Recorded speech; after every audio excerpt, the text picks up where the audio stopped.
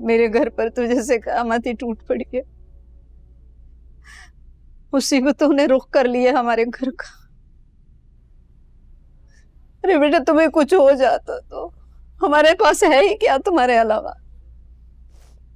तज़ीन ने तुम्हें कहीं का नहीं छोड़ा।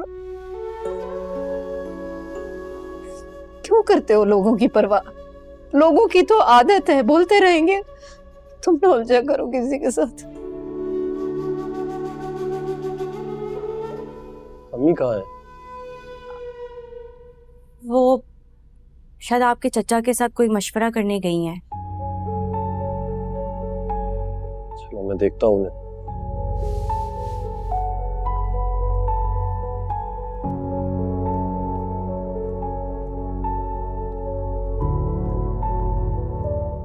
फराज भाई,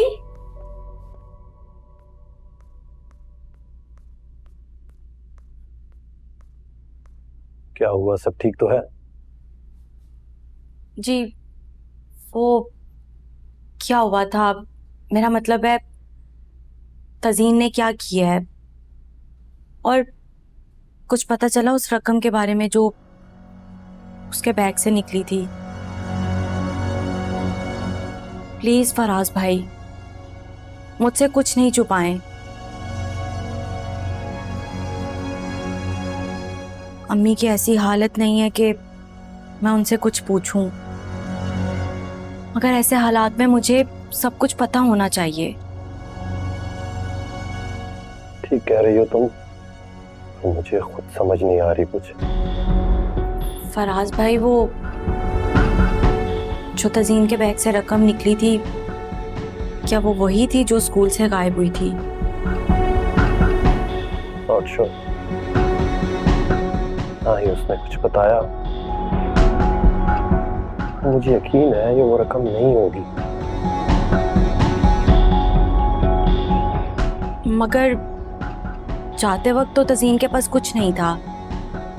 इवन वो किराया भी अम्मी से लेकर गई थी, और स्कूल वालों ने भी मना कर दिया था, और तज़ीन ने बता भी दिया था हमें। मगर फिर तज़ीन के पास इतनी रकम कहाँ से आई? तुम जाओ खाला के पास, मैं आता हूँ थोड़ी देर, फिर बात होती है।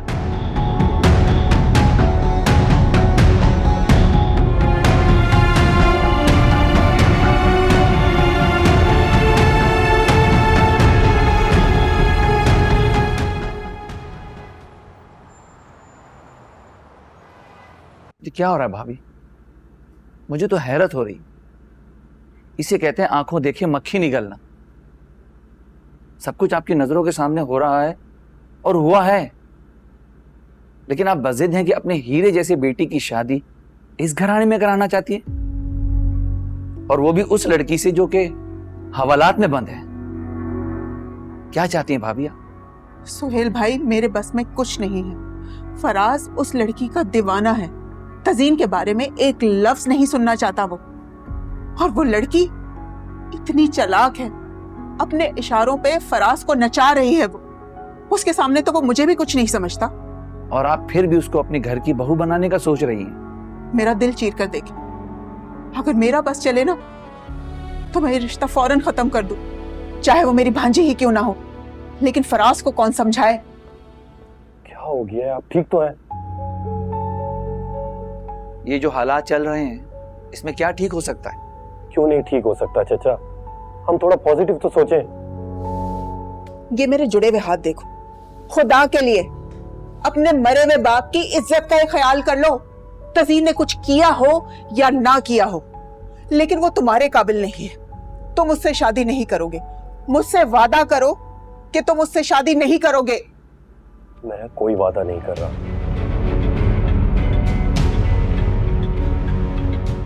मेरे सर पे हाथ रख के कसम खाओ कि तुम उससे शादी नहीं करोगे। क्या हो गया है अम्मी? दोनों ऐसी बातें क्यों कर रहे हैं? फराज,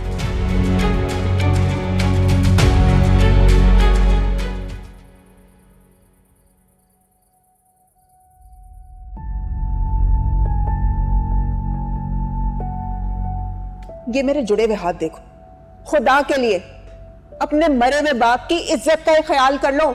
तज़ीन ने कुछ किया हो या ना किया हो, लेकिन वो तुम्हारे काबिल नहीं है। तुम उससे शादी नहीं करोगे। मुझसे वादा करो कि तुम उससे शादी नहीं करोगे।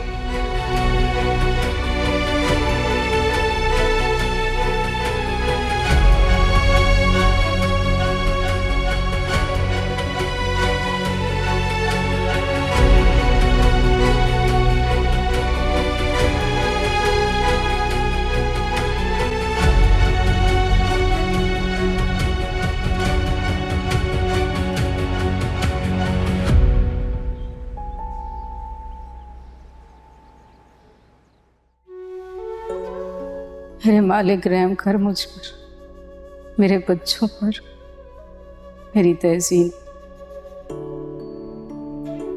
पर। ये सब तो तज़ीन ने किया है।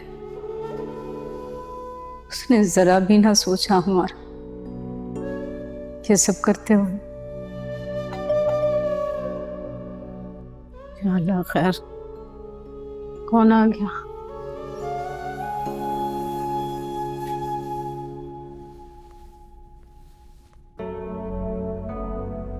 मेरे बेटे की खुशियों को आग लगाने से पहले एक पल के लिए भी नहीं सोचा तुमने तज़ीन? बेगम साहिबा, नाश्ता लगा दूं? फराज क्या बाहर लॉन में है? नहीं जी, अभी वो थोड़ी देर पहली गाड़ी लेकर गए। अच्छा तुम जाओ।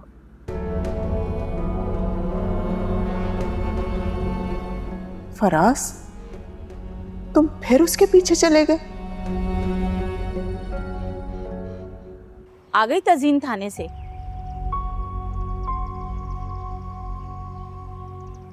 नहीं, हाय हाय, क्या पूरी रात थाने में अकेली रही है? अरे अफशां, तुम्हारा तो भांजा बहुत ही पैसों वाला है, तो अपने होने वाली बीवी को वो छुड़ा के नहीं लाया? गया था वो। क्या वो पागल हो गया है जो चोन्नी को छुड़ाने जाता है और पूरी रात थाना कचहरी करके आई है वो? अब तो समझो ये रिश्ता भी गया।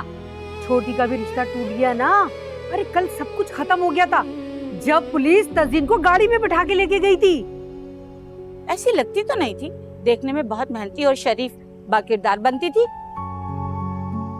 बंद करो तुम लोग ये अपनी बातें और जाओ यहाँ से, जाओ। लो, हम तो तुम्हारा दुख बांटने आए थे, आखिर हमसाये का भी कोई हक होता है। अरे हम बाज आए तुम लोगों के इस दुख बांटने से। चले जाओ यहाँ से, मैं कह रही हूँ जाओ।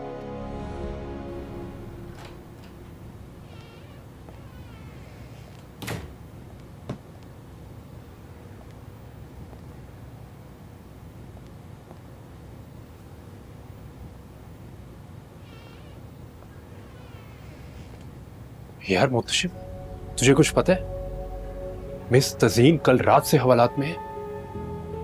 हाँ, उन पे प्रिंसिपल साहब के 20 लाख रुपए चोरी करने का इल्जाम है।